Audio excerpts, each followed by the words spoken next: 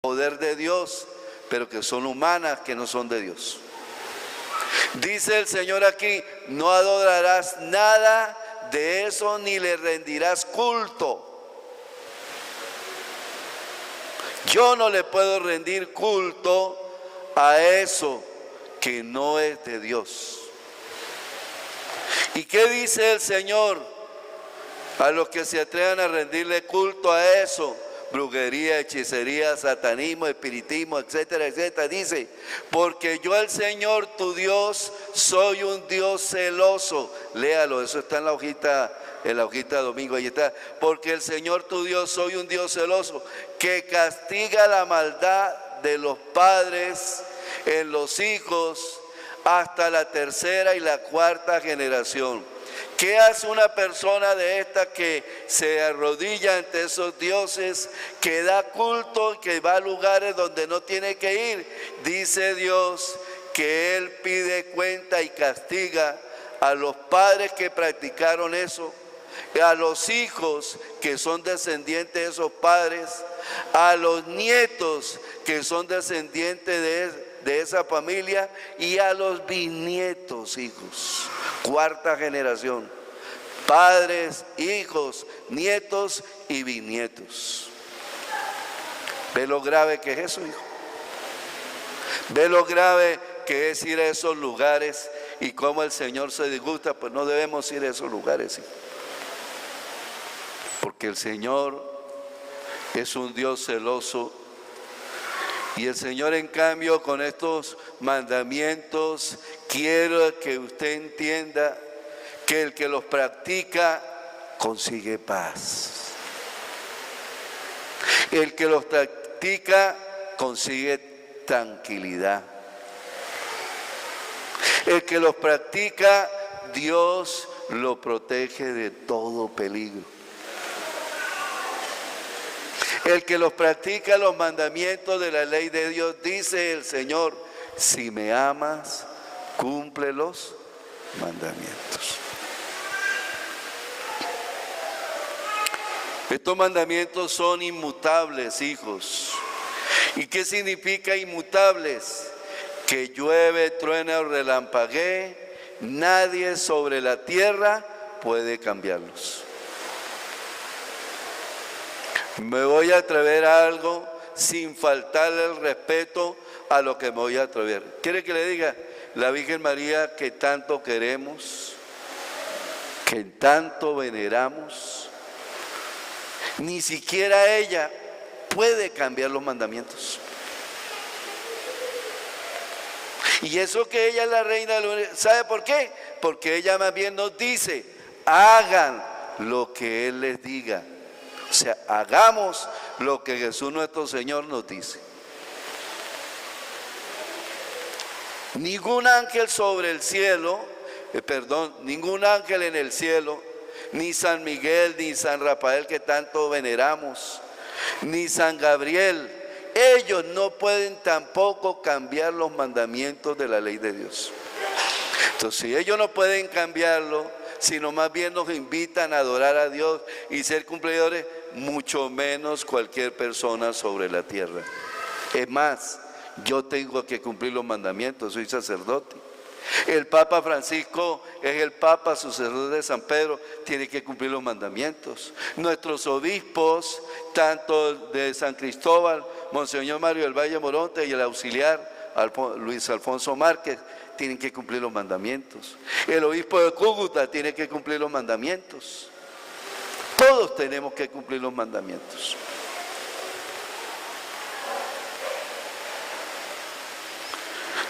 Y entonces el Señor lo que quiere es que usted y yo consigamos, hijo, que usted y yo nos llenemos de su bendición, que usted y yo, hijo, vivamos con verdadera entrega esto que el Señor nos quiere regalar.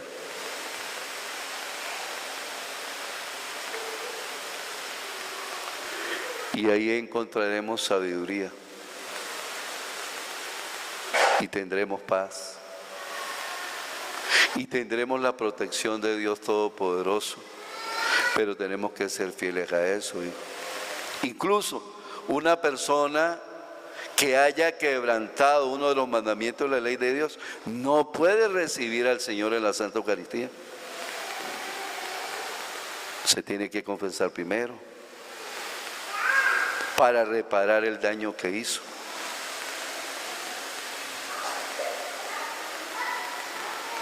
¿Por qué nos dice el Señor eso? Porque hoy nos lo dice en el Salmo responsorial: Señor, tú tienes palabra de vida eterna a todos. Señor, tú tienes palabra de vida eterna. Esa es la voluntad de Dios, que nos demos cuenta, que le digamos: Señor, tú tienes palabra de vida eterna. Piensen en el Señor, hijos. Verá qué paz alcanzaremos. ¿Qué nos dice el Señor para darnos? Usted que viene con una necesidad, con un problema, con una enfermedad. El Señor dice: vengan a mí.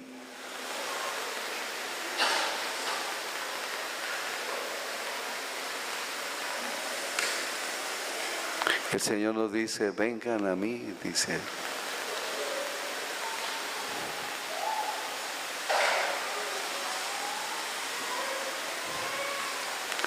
Y el Señor allí lo que nos invita es a acercarnos a Él. Que podamos decirle: ven, Señor Jesús. Por eso hay un canto que últimamente lo estamos repitiendo, para que aprendamos a decir: ven, Señor Jesús. Otra de las cosas que el Señor quiere enseñarnos hoy es el misterio de la cruz, hijo. Hemos escuchado personas que dicen conocer la palabra de Dios, pero yo lo dudo, no la conocen. Dicen únicamente lo que les conviene. Y dicen que la cruz es signo de maldición. Mentira. Dicen que la cruz no debemos tenerla nosotros. ¿Qué error tan garrafal cometemos nosotros los católicos adorando el misterio de salvación de la cruz? Pero la palabra de Dios dice lo contrario, hijos, a lo que ellos dicen.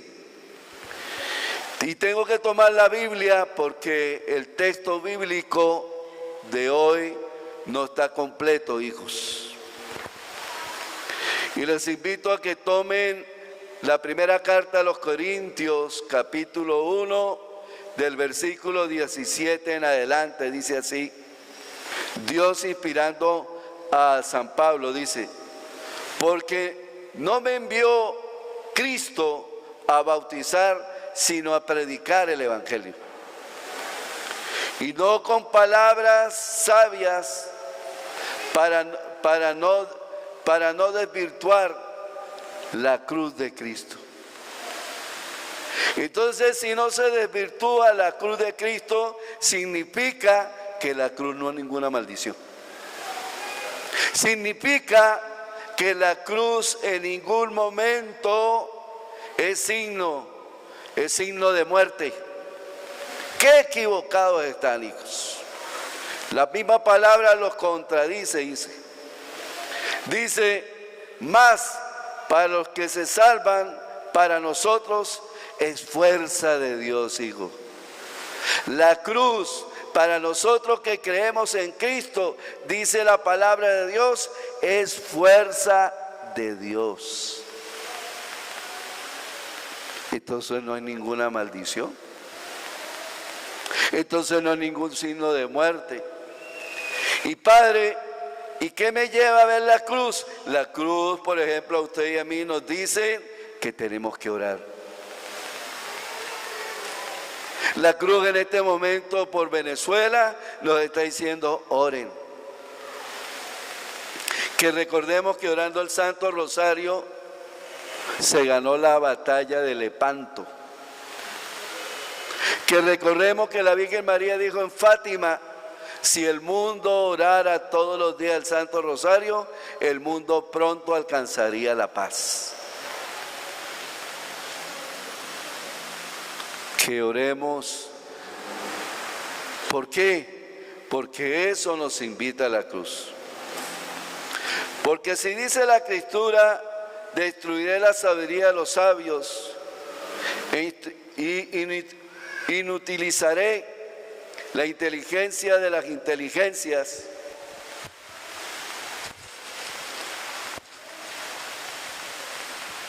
¿Dónde está el sabio? ¿Dónde está el docto? ¿Dónde está el intelectual de este mundo? ¿Acaso no enteneció Dios la sabiduría del mundo? De hecho, como el mundo mediante su propia sabiduría no conoció a Dios en su divina sabiduría, quiso Dios salvar a los creyentes mediante la locura de la predicación. ¿Y cuál es la locura de la predicación? La cruz. Que no se nos olvide nunca que nosotros fuimos salvados en el misterio de la Santa Cruz. Dice la palabra de Dios: así mientras los judíos piden signos o milagros y los griegos buscan sabiduría, nosotros predicamos a un Cristo crucificado. Escándalo para los judíos. Dice, uy, qué escándalo. Dice, locura para los griegos. Está loco. ¿Cómo se le ocurre que un Dios va a salvar un pueblo en la cruz? Mas para los que nos llamamos los mismos judíos que griegos, un Cristo, el Cristo es fuerza de Dios y sabiduría de Dios. Es decir, la cruz es fuerza de Dios y sabiduría de Dios. Palabra de Dios. Que quede bien claro esto, hijos. Que quede bien claro para que podamos entender este gran misterio. No nos dejemos confundir. En cambio, el Señor en la cruz, el Señor en la cruz, en la cruz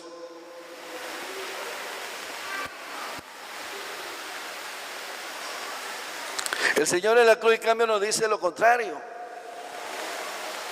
El Señor en la cruz nos dice, todo esto lo hice para salvarlo.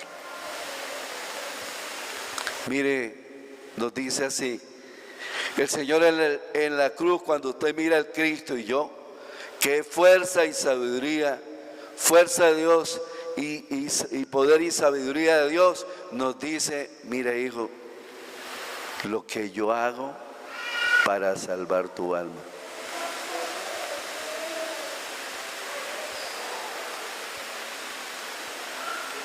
Y eso Cristo hace para salvar nuestra alma. Por eso tenemos que respetar la Eucaristía, por eso tenemos que respetar los sacramentos, por eso tenemos que respetar este lugar sagrado. Por eso tenemos que hacer eso.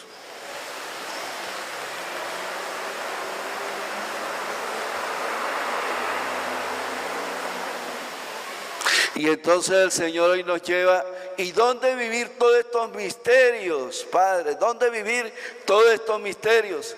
Entonces el Señor nos coloca los mandamientos, nos coloca el llamado de oración a mirar yo la cruz. ¿Por qué tengo que hacer penitencia? ¿Por qué me tengo que convertir? ¿Por qué tengo que luchar por alcanzar las obras de Dios?